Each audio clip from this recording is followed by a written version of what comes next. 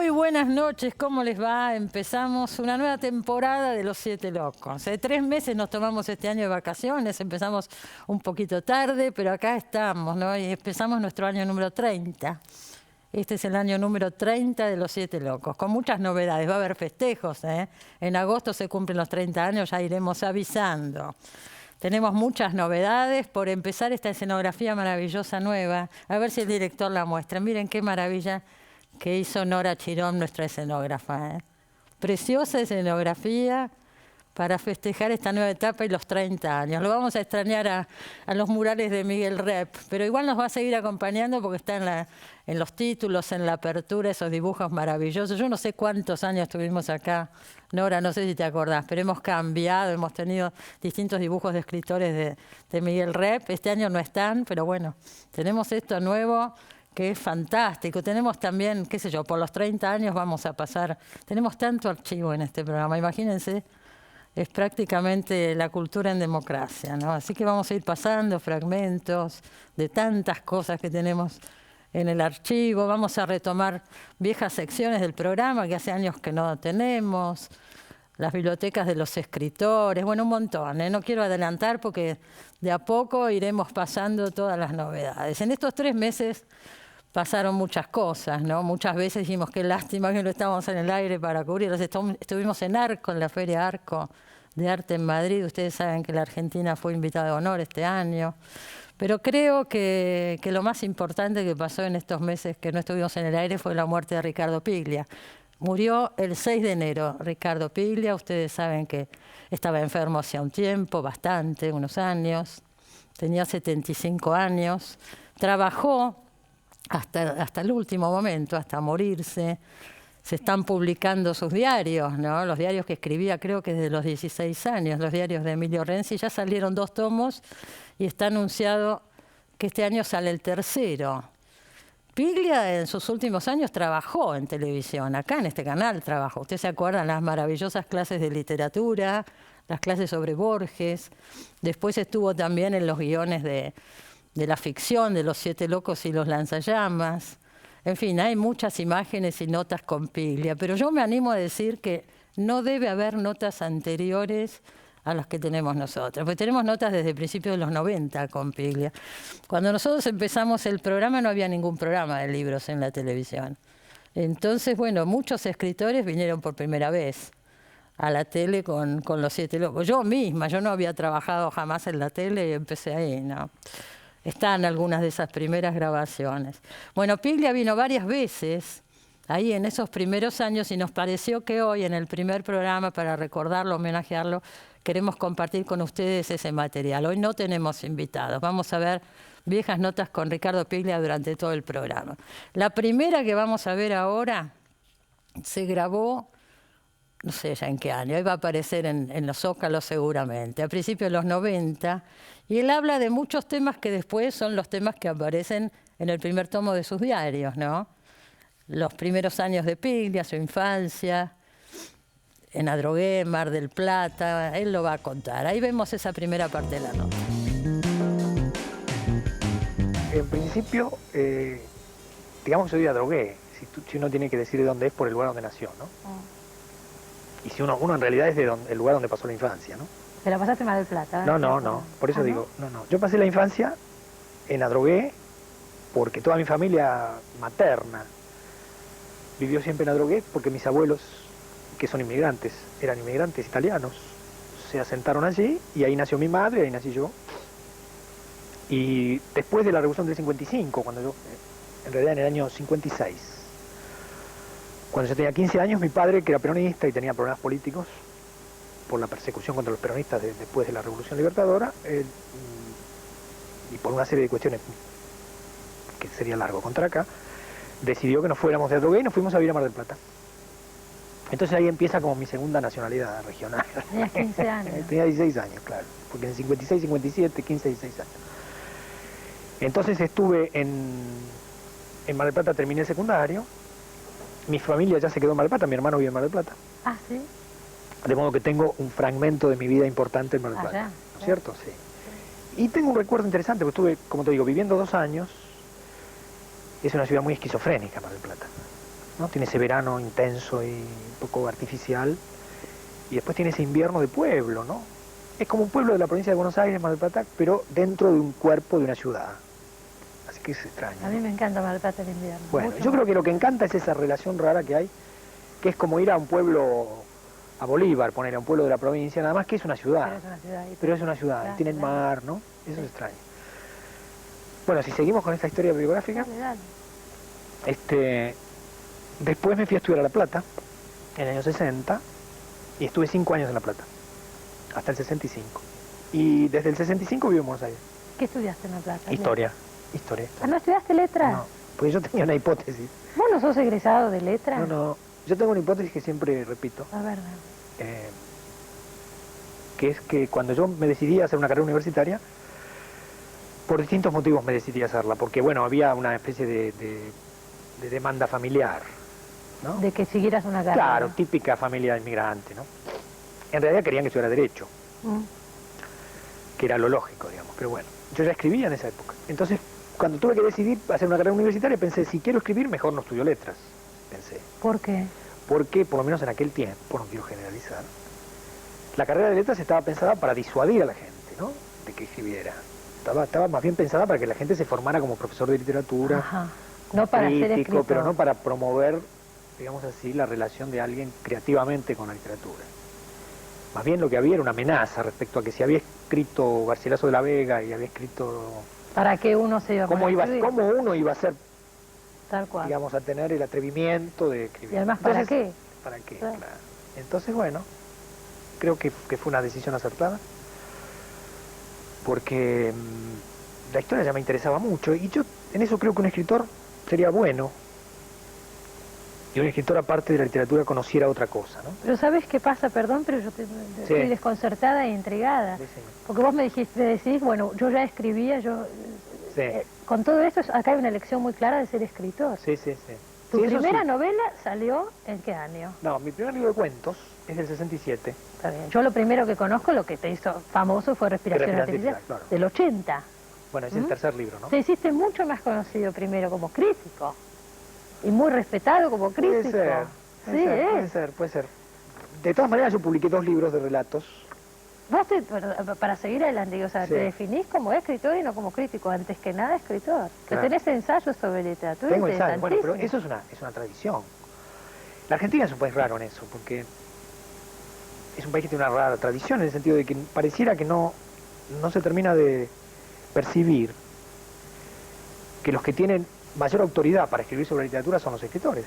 Y que un escritor escriba literatura no lo convierte automáticamente en la figura del crítico, que es una figura de alguien que se gana la vida enseñando literatura, investigando en la literatura, y que es una figura muy respetable, pero que no debe ser asimilada a la figura del escritor que escribe sobre la literatura, que es una figura más... Por ejemplo, Borges, podría poner el ejemplo de Borges, que es como el comodín de la literatura, ¿no?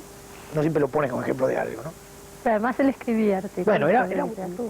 vos podés decir que era un crítico, no, era un No. hombre que tenía una mirada muy sagaz sobre la literatura.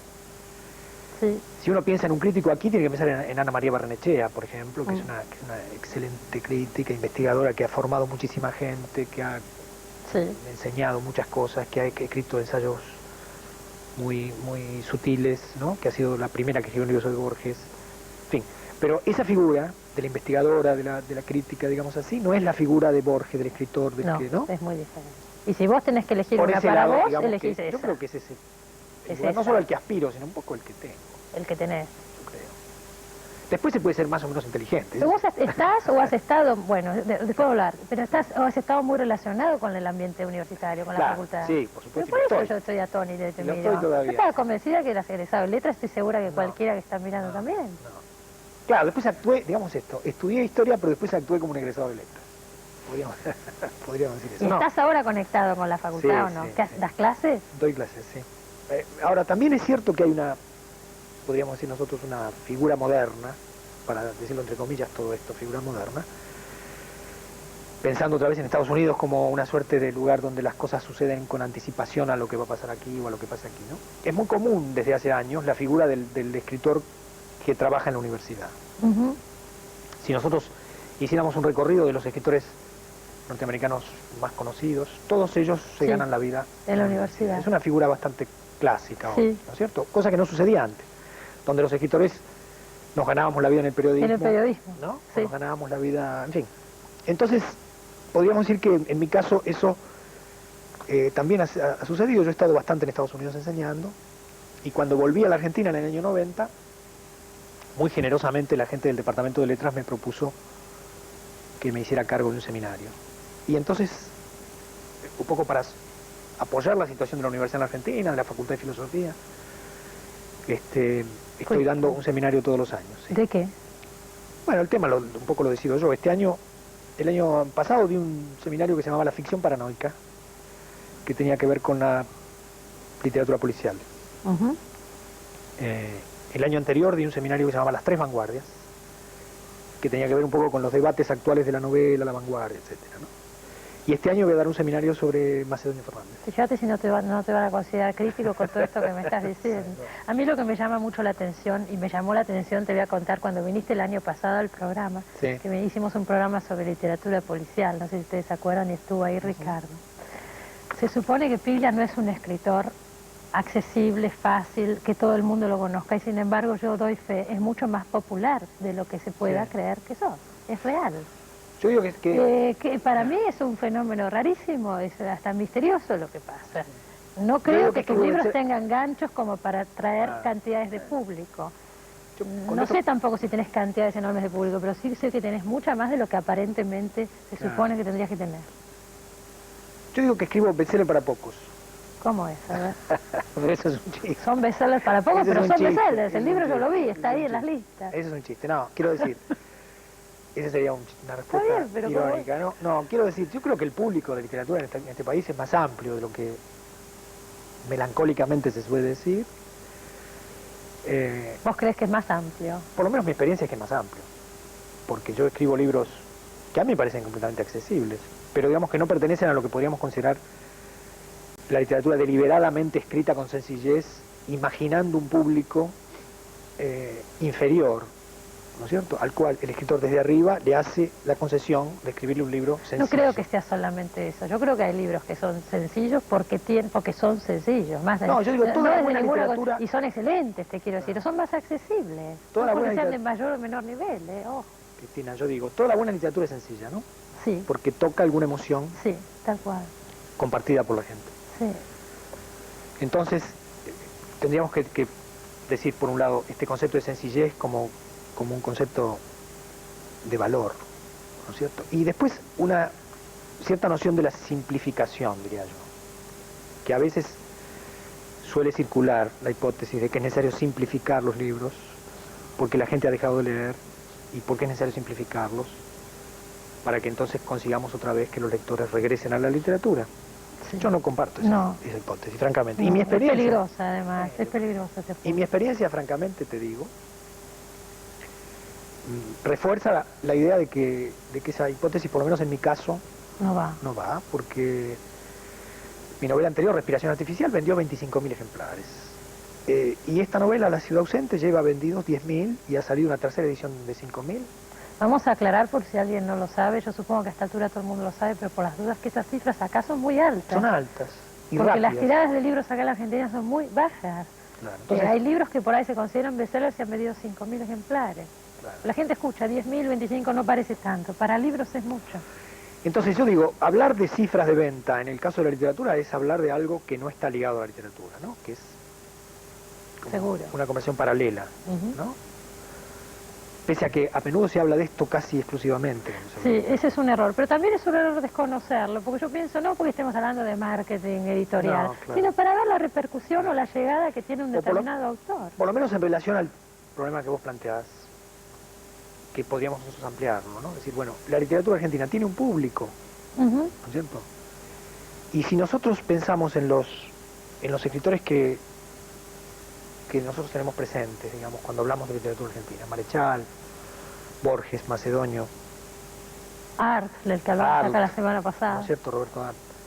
Bueno, yo no diría que son escritores sencillos, en el sentido aquel, simples. Sí, en el Tienen sentido la de sencillez fácil. de la calidad, tienen esa verdad propia, pero no son escritores que hayan hecho una literatura simplificada, ¿no? No. Sin embargo, han tenido siempre un público y son los escritores que realmente han mantenido una relación con un público, más allá de que otros que en su momento parecían más populares han desaparecido ¿no? de los lugares. Es cierto.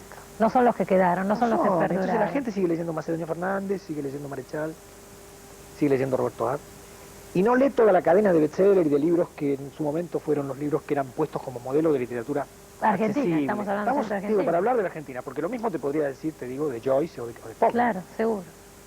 Hoy se lee Faulkner cuando ya nadie recuerda el nombre de los bestsellers De aquel momento. que vendían libros en los años 50. Sí. De todas maneras, me dijiste algo que me llamó la atención, es que hay más público del que se cree que hay. No, yo estoy convencido. Yo estoy convencido, por un lado, de lo que te decía antes, ¿no? Que no hay que subestimar no hay que subestimar nunca a nadie, pero no hay que subestimar al público literario con más razón. Y segundo, es decir, que hay que escribir para... Yo siempre pienso en alguien más inteligente que yo, incluso, digamos, en el sentido de alguien capaz de establecer con uno una comunicación, un diálogo, ¿no? Y después hay una lección de Borges, otra vez Borges, que me parece a mí que es útil tenerla aquí en cuenta, ¿no? Yo creo que es la gran lección de Borges, mira. Borges hablaba y escribía como si a la gente lo único que le interesara fuera la literatura, ¿no? Borges era alguien que estaba siempre pensando que al otro le interesaba tanto la literatura como a él. Como a él, ¿no? sí. Y entonces era capaz de tener un diálogo con cualquier interlocutor, cualquiera que fuera, a quien le daba siempre la cualidad de estar también su interlocutor interesado en la literatura. Entonces Borges iba a cualquier programa de televisión, iba a Grandes Valores del Tango, ponele, y bueno, y se ponía a hablar de Conrad, y se ponía a hablar de Dante, ¿no? Con la misma tranquilidad con que se ponía a hablar de eso cuando estaba frente a un público de la Facultad de Filosofía, porque para él todo el mundo que lo rodeaba tenía el mismo interés. Creo que es una buena lección. Es una buena lección. Aparte la gente se siente muy bien cuando por supuesto, se la hace sentir un interlocutor inteligente también. Por otro todo lado, el mundo, el que lo es y el que no lo es. ¿No es cierto? Que no hay que confundir, digamos, la inteligencia de la gente con la información o con la cultura. Tal cual. En sentido lato, ¿no? Tal cual. Sí. Vos de todas maneras, lo que se habló toda la vida y cuando salió Respiración Artificial, Sí. se decía que habías metido tantos elementos de ensayo dentro de la novela, que creaste una especie de género nuevo. Es verdad. Sí. No sé si un género nuevo, porque, bueno, Acá por lo menos. hay en una este gran momento, tradición, digamos, claro, otra vez lo mismo. Siempre seguro. la literatura, uno vuelve siempre a escribir en el camino de lo que otros ya escribieron, ¿no? Digamos que en ese libro yo lo que hice fue algo que ni siquiera fue deliberado. Si hubo algo deliberado en ese libro mientras yo lo escribía, es que aquello que iba apareciendo en el momento en que yo estaba narrando esa historia, yo lo dejaba, no lo sacaba del libro, porque me manejaba con el criterio de que lo que estaba apareciendo era lo que tenía que estar ahí. Y entonces creo que en un sentido estoy contento de esa decisión. No pensaba que lo que estaban hablando esos personajes no debía formar parte de una novela, que hubiera sido un criterio de prejuicio. Sí, ¿no? tal cual. ¿No es cierto? Sí. Entonces el libro tiene en la segunda parte una larga conversación que dura toda una noche, que es una conversación sobre literatura.